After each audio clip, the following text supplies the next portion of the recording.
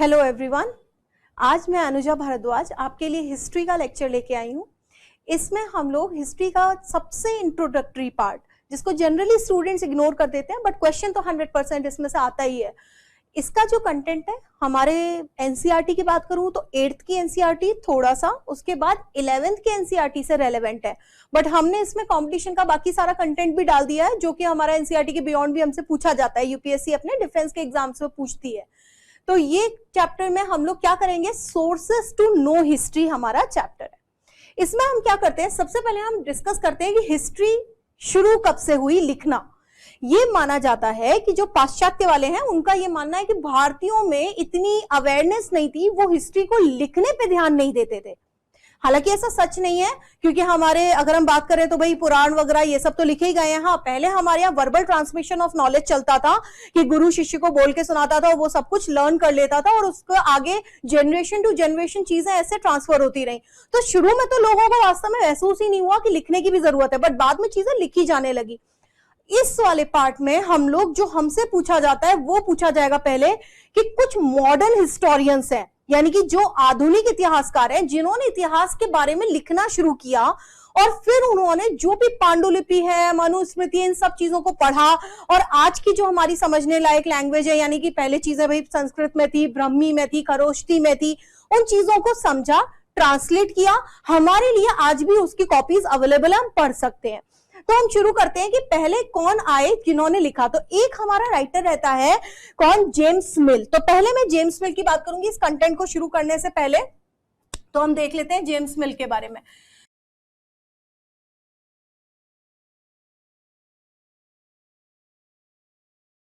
मुझे ये राइटर के बारे में पहले बात करनी है, जेम्स मिल। इन्होंने अपनी एक बुक लिखी थी, हिस्ट्री ऑफ ब्रिटिश इंडिया। ये एनसीईआरटी में भी है, हमारा एग्जाम में आ भी चुका है इसके ऊपर क्वेश्चन। अब इसमें क्या कंट्रोवर्सी थी, क्या प्रॉब्लम थी, वो हम पहले डिस्कस करते हैं। तो ये जो जेम्स मिल की किताब है, हिस्ट्री ऑफ ब्रिटिश इंडिया, इसमें उन्होंने क्या किया था कि इंडिया की जो भी हिस्ट्री है उसको 3 पीरियड्स में डिवाइड कर दिया था। और वो 3 पीरियड क्या रहते हैं हमारे, कि हमारा ये इसमें रहता है हिंदू हिस्ट्री, और फिर उसके बाद मुगल्स, और फिर उसके बाद ब्रिटिश हिस्ट्री। तो ये जो डिवाइड किया हिंदू, मुस्लिम और ब्रिटिश हिस्ट्री में, तो इस डिवीजन का बाद में लोगों ने विरोध किया कि ये चीज सही नहीं है। अगर हम हिंदू हिस्ट्री देख रहे हैं तो बोले कि इन्होंने किस आधार पे किया था, इन्होंने किया था रूलर्स के आधार पे, कि पहले हिंदू रूलर्स थे, तो जो हमारा एंशियंट वाला टाइम है उसको हिंदू हिस्ट्री कर दिया।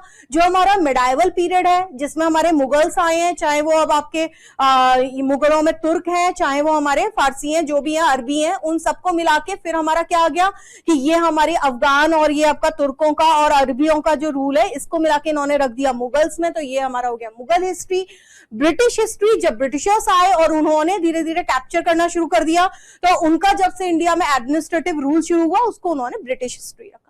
इसका विरोध ये हुआ कि राजा डिसाइड नहीं कर सकता है इस तरह से हिस्ट्री का क्लासिफिकेशन, क्योंकि भले ही अगर एक कोई मुसलमान राजा है, फॉर एग्जांपल अकबर, तो अकबर के काल में बहुत सारे जनता, यानी जनता तो मिक्स है, उसमें हिंदू भी है, मुसलमान भी है, कुछ क्रिश्चियन भी हो सकते हैं, कुछ अन्य धर्मों के जैसे कि जैन, बौद्ध, पारसी, ये लोग भी रह रहे थे। तो इसका मतलब राजा के आधार पर आप हिस्ट्री का क्लासिफिकेशन डिसाइड नहीं कर सकते, वो चीज सही नहीं मानी जाएगी। तो इसका जेम्स मिल का जो क्लासिफिकेशन है वो इसलिए इसका विरोध किया गया। हालांकि ये बुक क्वेश्चन पूछ लेते हैं, या कई बार ये भी क्वेश्चन आता है कि जेम्स मिल क्लासिफाइड हिस्ट्री इनटू, और फिर उसमें क्या आएगा, एंशियंट, मॉडर्न, मिडाइवल, या फिर आपका हिंदू, मुस्लिम, ब्रिटिश, इस तरह के ऑप्शंस आते हैं। अब जो मैंने दूसरी अभी बात मेरे मुंह से निकली, that is ancient, medieval, modern. तो बाद में क्या हुआ कि हमने जब ये पहला क्लासिफिकेशन था, उसके बाद के कुछ हिस्टोरियंस ने दूसरा क्लासिफिकेशन पेश किया, जिसको हम कहते हैं एंशियंट, मिडाइवल और मॉडर्न, यानी प्राचीन भारत, मध्यकालीन भारत और आधुनिक भारत। बाद में हिस्टोरियंस ने इसका भी विरोध किया कि भाई ये भी क्लासिफिकेशन हमको नहीं जमता है। क्यों नहीं जमता है? क्योंकि भाई एंशियंट का मतलब है सब कुछ पुराने समय का, जिसमें कोई मॉडर्नाइजेशन नहीं था। परंतु अगर मैं एंशियंट हिस्ट्री की बात करूं तो एंशियंट में मेरा मौर्य पीरियड भी आ जाता है, या उससे पहले मैं अगर बिल्कुल ही एंशियंट की बात करूं, हिंदू ये आपका सिंधु घाटी सभ्यता। तो सिंधु घाटी सभ्यता तो नगरीय व्यवस्था थी, उसमें खुद में इतना कुछ डेवलप्ड था, थोड़े बहुत वो लोग टूल्स करना जानते थे, चलाना बनाना जानते थे, खेती करना जानते थे, यानी कि वो एक अच्छी खासी वेल डेवलप्ड सिविलाइजेशन थी जिसमें इतना अच्छा ड्रेनेज सिस्टम, इतनी अच्छी टाउन प्लानिंग दिखती है। तो you can not say that into ancient on the basis of development, क्योंकि ये जो आपने कैटेगराइजेशन किया एंशियंट, मेडिवल, मॉडर्न, ये आपने आधुनिकीकरण के ऊपर किया, तो वहां पे मेरा ये क्लासिफिकेशन गलत हो जाता है। मेडिवल अगर मैं देखूं और उसके बाद मॉडर्न, तो यहां पे भी हिस्टोरियंस ने ये कहा कि ट्रांजिशन पीरियड जो था, जो कि मेडिवल से मॉडर्न में जा रहा था, उस टाइम पीरियड में भी बहुत सारे आविष्कार हो रहे थे, क्योंकि आपने मॉडर्न पीरियड को मॉडर्न इसलिए कहा है कि आपने आधुनिक मशीनरी का इन्वेंशन कर लिया, परंतु काफी सारी मशीनरी तो मेडिवल में भी बनी थी। काफी आपने अगर बात करी हो, तो मैं अगर सबसे पुराना वो देखूं कि मेरा यहाँ वाटर हार्वेस्टिंग सिस्टम कब डेवलप हुआ था, तो मुझे मौर्यों के टाइम का भी मिलता है कि मौर्यों के समय में भी, चंद्रगुप्त मौर्य के समय में भी वाटर हार्वेस्टिंग सिस्टम शुरू हो गया था। तो यानी कि डेवलपमेंट मशीन्स वगैरह का और आपका मेटलर्जी और जो चीजों को हम मानते हैं वो शुरू तो हो चुका है पहले ही, वो प्रोग्रेसिव वे में आगे बढ़ रहा है। तो इसलिए आप ये क्लासिफिकेशन का भी क्या कर दिया गया, इसका भी खंडन किया गया, यानी इसका भी विरोध किया गया। ये तो हो गया हमारा बिल्कुल इंट्रोडक्टरी पार्ट। अब इन दो बातों के आगे की हम अगर बात देखते हैं, तो हम जरा देखें, ये है हमारे प्राचीन इतिहास के आधुनिक लेखक। इनमें हमारा सबसे पहला है 1776 में मनुस्मृति का अंग्रेजी में अनुवाद किया गया। मनुस्मृति के बारे में आपको अपने आप में पता है कि मनुस्मृति क्या है, हमारी ओल्डेस्ट स्मृति है। अगर आपसे पूछा जाए सबसे पुरानी स्मृति कौन सी है, मनुस्मृति है। अब इसका अंग्रेजी में अनुवाद किससे किया गया था, कोड ऑफ गेंटू लॉज, ये एक नाम है, कई बार ये फैक्चुअल क्वेश्चन पूछ सकते हैं। नंबर 2 देख लें आप, प्राचीन कानून और रीति रिवाजों को समझने के लिए 1784 में एशियाटिक सोसाइटी ऑफ बंगाल नामक शोध संस्थान कलकत्ता में किसने स्थापित करी। तो ये क्वेश्चन मेरा पूछा जा चुका है एग्जाम में। तो ये है आपका सर विलियम जोन्स। अब इसमें क्या होता है कि उन्होंने जब एग्जाम में क्वेश्चन देंगे, तो जैसे एशियाटिक सोसाइटी ऑफ बंगाल है, तो बंगाल के नाम पे वो क्या करेंगे, आपको ज्यादातर ऐसे नाम देंगे जिनके पीछे में चटर्जी, मुखर्जी ये सब आता हो, राव आता हो, जिससे आपको ऐसा लगे कि ये तो किसी इंडियन ने लिखा होगा क्योंकि बंगाल नाम आ रहा है, परंतु लिखा किसने, ब्रिटिश व्यक्ति ने लिखा है, सर विलियम जोन्स। तो ये भी अपना क्वेश्चन है। इसके बाद इसने क्या किया था, अभिज्ञान शकुंतलम नाटक का भी अंग्रेजी में अनुवाद किया था। अभिज्ञान शकुंतलम किसकी कृति है, कालिदास की है। कालिदास की और भी बहुत सारी कृतियां हैं जो हम अभी इसी चैप्टर में आगे आएगा आपका, जैसे कि अभिज्ञान शकुंतलम, आपका मालविका अग्निमित्रम, रघुवंशम, मेघदूतम, विक्रमोर्वशीयम, ये सारी जो है कालिदास की अनुकृति है। परंतु अभिज्ञान शकुंतलम जो कि शकुंतला और दुष्यंत की कहानी के ऊपर उन्होंने एक बड़ा अच्छा लिखा था नॉवल, तो उसका अंग्रेजी अनुवाद किया गया था किसके द्वारा, सर विलियम जोन्स के द्वारा। तो विलियम जोन्स की दो बातें हो गई। इसके बाद देख लेते हैं भगवत गीता का अंग्रेजी अनुवाद किसने किया है, विल्किंस ने किया है। तो ये भी हमारा ब्रिटिश व्यक्ति हो गया।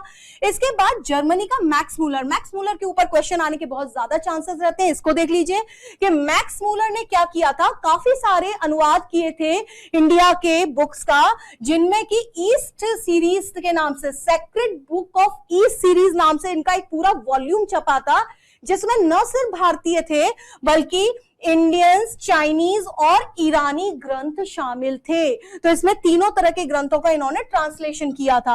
विंसेंट आर्थर स्मिथ थे, इनकी बुक है अर्ली हिस्ट्री ऑफ इंडिया। इसमें इन्होंने क्या किया है, इंडिया को बहुत ही नीचा बताया कि भारत के जो लोग हैं, आपको वैसे भी पता है कि जो ब्रिटिशर्स आए थे तो उन्होंने इंडियंस को बहुत ज्यादा बार्बरिक और अनसिविलाइज्ड माना था। बाद में हमने उस चीजों को खंडन किया, अभी आगे आप देखेंगे कि इंडियन के हिस्टोरियंस ने बाद में उन चीजों को अलग तरीके से पेश किया। परंतु शुरू में जो ब्रिटिशर्स के ऑफिसर्स आए थे उन्होंने भारत की सभ्यता और इतिहास को निम्न बताया, नीचा बताया। वो किसको अच्छा बता रहे हैं, वो खुद को अच्छा बता रहे हैं। खुद वो क्यों मानते हैं अपने आप को, आर्यंस, कि हम प्योर आर्यंस हैं और ये हमारा कर्तव्य है कि हम भारत और जो ईस्ट के ऐसे देश हैं जो अनसिविलाइज्ड हैं उनको जाके सिविलाइज करें। तो ये जो चीज है, इस थ्योरी को भी उन्होंने एक नाम दिया था, that is doctrine of divine. Doctrine of divine यानी कि सर्वोच्चता का सिद्धांत, कि जो भी आपके यूरोपियंस है वो प्योर आर्यंस है और उनका ये कर्तव्य है कि वो आपका सिविलाइज करें बाकियों को। नेक्स्ट है आपका राजेंद्र लाल मित्र की बुक है, आपका इंडो एरियंस। इसमें सिद्ध किया कि प्राचीन काल में भी लोग गौमांस खाते थे। तो ये कुछ फैक्चुअल चीजें हैं। इसके बाद ये वाला जो पार्ट है ये है भारतीय इतिहासकार, यानी कि ब्रिटिशर्स के बाद कुछ भारतीय इतिहासकारों ने भी अपना कार्य शुरू किया, जिनमें एक रामकृष्ण गोपाल भंडारकर है। ये एक समाज सुधारक थे। तो उस समय की जो कुप्रथाएं थी उनके ऊपर इन्होंने क्वेश्चनिंग करी और ये कहा कि भाई एंशिएंट हमारे धर्मों में ऐसी किसी भी प्रथा का कोई वर्णन नहीं है, बल्कि अगर हम एंशिएंट हिस्ट्री देखें तो उसमें तो विधवा पुनर्विवाह होता था। सती ऐसा कोई ज्यादा फैक्ट नहीं है कि भाई अगर हम उसमें देखें वेद पुराणों में तो नॉर्मली कोई सती के लिए कोई किसी को फोर्स नहीं करता था। तो चाइल्ड मैरिज नहीं होती थी। तो ये चीजें आपका बताई गई हैं। विश्वनाथ काशीनाथ रजवाड़े थे। इन्होंने संस्कृत की पांडुलिपियों को खोजा और उसके बाद मराठा साहित्य के जो भी स्रोत थे उनको खोजा और उनको भी इन्होंने लिखा है। एक आपके पांडुरंग वामन काड़े हैं, इन्होंने हिस्ट्री ऑफ धर्मशास्त्र लिखी है। एक बुक है आपके हेमचंद्र राय चौधरी, और ये आपके ये दो जो राइटर हैं ये बहुत ही फेमस हिस्टोरियंस है, हेमचंद्र राय चौधरी और आपके आरसी मजूमदार। हेमचंद्र राय चौधरी ने 10 बीसी, बीसी मतलब बिफोर क्राइस्ट, ईसा पूर्व 10 बीसी से लेके 6 एडी तक की हिस्ट्री को इन्होंने लिखा था। और ये जो मेरे आरसी मजूमदार है इन्होंने history and culture of Indian people ये किताब लिखी है, जिसमें भारत के इतिहास और कल्चर को इन्होंने शो किया है। नीलकंठ शास्त्री है, इन्होंने क्या किया, इन्होंने 2 बुक लिखी। पहले जो बुक लिखी उसमें इन्होंने साउथ इंडिया को पूरी तरह से भूल ही गए, तो दोबारा जो बुक लिखी उसमें इन्होंने गलती सुधार ली। साउथ इंडिया के लिए इन्होंने अलग से बुक लिख दी, हिस्ट्री ऑफ साउथ इंडिया। तो ये है हमारा एक पार्ट। इसके बाद आप देखें, अब जो है हमारा ये आपके L.A.L. बैशम, इन्होंने ये बुक लिखी है कि वंडर दैट वाज इंडिया, यानी कि अब क्या हो रहा है भाई, विचारधारा बदल रही है। पहले जो विचारधारा थी कि भारतीय जो हैं वो आपका बिल्कुल अनसिविलाइज्ड है, अब इन लोगों में विचारधारा बदलने लग गई है और अब ये भारतीयों को अच्छा मानने लग गए हैं। तो इसके नेक्स्ट पार्ट में अब हम देखते हैं कि इसमें क्या हुआ। पहले तो आपने इतिहास को निम्न बताया, भारत के इतिहास को, उसके बाद कुछ ऐसे यूरोपियन हिस्टोरियंस आए जिन्होंने भारत के इतिहास की तारीफ करी, कहा कि भारत का जो कल्चर था वो भी काफी डेवलप्ड था। तो उन्होंने एक बुक है आपकी बैशम की, A.L. बैशम, इन्होंने बोला वंडर दैट वाज इंडिया, यानी कि उन्होंने अच्छी चीजों को हाईलाइट किया है, भारतीय सभ्यता और संस्कृति का सुव्यवस्थित सर्वेक्षण किया और उनके जो गुड पॉइंट्स थे कि भाई ये भी काफी सिविलाइज रहे हैं, उन चीजों को इन्होंने हाईलाइट किया। कोसाम्बी जो थे, डीडी कोसाम्बी, उन्होंने बुक लिखी है introduction to the study of Indian history. इसके बाद में ancient Indian culture and civilisation और हिस्टोरियन आउटलुक, ये भी इनकी किताब है। इसके बाद भारतीय इतिहास के सामाजिक और आर्थिक विकास को अब दिखाया जाने लग गया, यानी अब इंडिया की हिस्ट्री को हम बहुत ज्यादा खराब नहीं समझ रहे हैं बल्कि अच्छा समझ रहे हैं। अब केपी जायसवाल जो थे, इन्होंने बुक लिखी है हिंदू पॉलिटी, जिन्होंने इन्होंने गणराज्यों के अस्तित्व और स्वशासन पर जोर दिया, यानी पहले जो हमारा बहुत सारे पार्ट्स में इंडिया डिवाइडेड था और हर अपनी जो प्रोविंस थी वो ऑटोनॉमस रूल कर रही थी, उन चीजों को इन्होंने हाईलाइट किया। अब हम बात करते हैं हमारा हिस्ट्री का एक और पार्ट, जिसका ये बिल्कुल इंट्रोडक्शन है इतने पार्ट में, फिर हमारी चीजें प्रॉपर स्टार्ट होने वाली है। तो ये इतिहास को जानने की स्रोत, क्या आपने ये तो समझ लिया कि ठीक है भाई हिस्ट्री में जो है कुछ लोगों ने अपना बुक्स को लिखना शुरू किया, हिस्ट्री के ऊपर ध्यान आकर्षित किया लोगों का और खुद भी सर्वेक्षण किया। इसके बाद जब हम बुक्स लिखने जाते हैं तो हमें कोई भी चीज लिखनी है, अगर मान लीजिए भाई मेरी पीएचडी चल रही है तो मुझे कोई चीज अगर तैयार करनी है तो मुझे बहुत सारे सोर्सेस पढ़ने पड़ेंगे। तो जब ये हिस्टोरियंस थे, जिस समय की चीजें अवेलेबल नहीं थी, तो इन्होंने हिस्ट्री को लिखने के लिए सबसे पहले क्या किया, सिक्कों की स्टडी करी, अभिलेख यानी कि इंस्क्रिप्शंस की स्टडी करी, मोहरें पढ़ी, जो भी मिट्टी के बर्तन वगैरह मिलते थे या मेटल के बर्तन मिलते हैं, ऑब्जेक्ट्स जो भी मिल रहे हैं उनकी स्टडी की गई, वहां की टाउन प्लानिंग वगैरह कैसी है, उसके कुछ अवशेष मिल रहे हैं या कोई नींव खुदी हुई मिल रही है, ईंटें मिल रही है, हर चीज की स्टडी की गई है, प्लस उस समय की लिखी गई किताबें पढ़ी जाती है। अब होता क्या है, हिस्ट्री में हम बहुत ज्यादा फैक्चुअल कोई चीज को एकदम फिक्स नहीं कर सकते, अलग अलग हिस्टोरियंस ने अलग अलग थ्योरीज दी हैं, बट हम ये देखते हैं सर्वमान्य कौन सी थ्योरी है। जैसे आर्यों की उत्पत्ति के लिए भी अलग अलग थ्योरी है, अभी 2019 में भी ये न्यूज आई थी कि आर्यंस बाहर से आए ही नहीं थे, वो इंडिया के ही थे। तो यानी कि इस तरह से अलग अलग हिस्टोरियंस अपना वर्क करते रहते हैं और रिसर्च के अनुसार थ्योरीज देते हैं, वो जो ज्यादा एक्सेप्टेबल होती है हम उसको आगे लेके चलते हैं। तो हिस्ट्री में हम सिर्फ एजम्पशंस कर सकते हैं। अब बात होती है ये एजम्पशंस के लिए कोई आधार तो होगा, तो जो हिस्ट्री के जो जो आपके सोर्सेज है, अगर मैं लिटरेरी सोर्सेज की बात करूं तो एक चीज होती है प्रशस्ति और एक होता है ट्रैवलॉग। ट्रैवलॉग होता है यात्रा वृतांत। भाई मैं गई नेपाल घूमने, नेपाल में मुझे जो कुछ दिखा, भाई मैं अगर टूरिस्ट के तौर पर अगर नेपाल जा रही हूँ तो नेपाल को लेके मेरे कोई इमोशंस अलग से नहीं है, मैंने कोई उसके लिए बायस्ड नहीं हूं, मुझे जो दिखेगा मैं वो नोट करूंगी अपनी डायरी में। तो मेरी डायरी अगर कोई और पढ़ेगा तो उसे नेपाल का बिल्कुल नॉन बायस्ड वर्जन मिलेगा, जिसमें नेपाल के बारे में जो मैंने देखा, जो फील किया, वो मैंने लिखा है। वहीं अगर नेपाल के राजा हैं और उनका अंडर में कोई व्यक्ति सैलरीड एम्प्लॉय काम कर रहा है, तो उसको राजा को खुश करना है, तो वो राजा को खुश करने के लिए उसकी तारीफों को बढ़ा चढ़ा के लिखेगा, जिसको कि प्रशस्ति कहा जाता था, यानी कि इन प्रेज ऑफ, तारीफ में। तो अगर राजा की तारीफ में, क्योंकि उसको पता है अगर बहुत अच्छा लिखा तो राजा रिवॉर्ड देगा, कुछ अवार्ड मिलेगा मुझे, तो वो तो बढ़ा चढ़ा के लिखेगा। तो इस चीजों में हम प्रशस्ति को उतना ज्यादा फैक्चुअल नहीं मानेंगे जितना कि हम किसी यात्रा के वृतांत यानी ट्रैवलॉग को मानेंगे।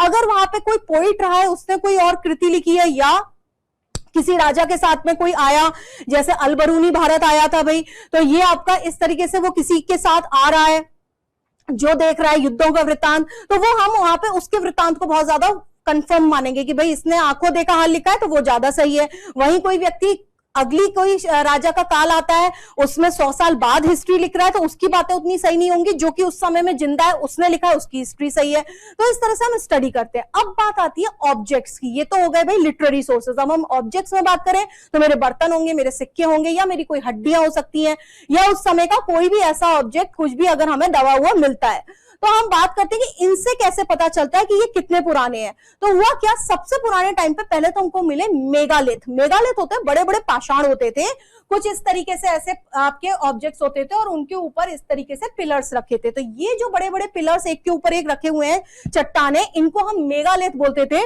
महापाषाण। तो महापाषाण काल में भी हमने क्या किया, इन रॉक्स के सैंपल लिए और उनकी स्टडी करी। अब कोई भी सिक्का लूं मैं, या कोई मिट्टी का बर्तन लूं, या कोई हड्डी ले रही हूं, कुछ भी ले रही हूं, तो मुझे क्या दिखता है भाई, C14 प्रोसेस। तो कार्बन डेटिंग प्रोसेस कहलाता है इसको। इसमें क्या होता है, 5568, या आप ऑन एन एवरेज समझ सकते हैं 5600, यानी कि 5568 सालों बाद किसी भी बॉडी में, किसी भी लिविंग ऑब्जेक्ट में कार्बन का रेशियो क्या हो जाता है, 50% हो जाता है। तो इस आधार पे हमने देखा भाई C14 जो है, इसमें आधा जीवन इतने सालों में होता है, तो जितना आपका परसेंटेज उस ऑब्जेक्ट में बचा है कार्बन का, उसके हिसाब से हमें ये पता चल जाएगा ये ऑब्जेक्ट कितना पुराना है।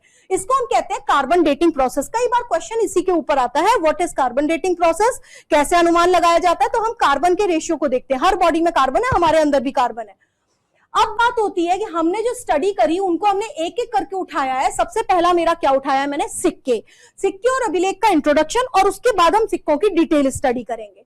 तो सिक्के क्या है, सिक्कों की स्टडी। कई बार यही क्वेश्चन आ जाता है एनडीए वगैरह में कि सिक्कों की स्टडी को क्या कहा जाता है, न्यूमिस्मैटिक्स कहा जाता है। तो सिक्कों की स्टडी को क्या कहा जाता है, आपका न्यूमिस्मैटिक्स नाम दिया गया है। उसी तरीके से अभिलेखों की स्टडी को क्या कहा जाता है, एपिग्राफी। तो ये दो तो मेरे हो गए स्टडी के बेस पे। इसके अलावा पौराणिक चीजों को, यानी कि जो लेखों को पढ़ना और उनके आधार पर इतिहास का पुनर्गठन करना, यानी इतिहास की रचना करना, ये क्या कहलाता है, पैलियोग्राफी। ग्राफी होता है स्टडी, ग्राफी का मतलब है स्टडी, पैलियो मतलब पुराना, यानी कि पुरातत्व का स्टडी। तो पैलियोग्राफी कहलाते हैं कोई भी प्राचीन लेख है उनकी स्टडी करना और हिस्ट्री को लिखना। एपिग्राफी हो गया हमारे अभिलेखों को लिखना। सिक्कों को लिखना क्या हो गया, न्यूमिस्मैटिक।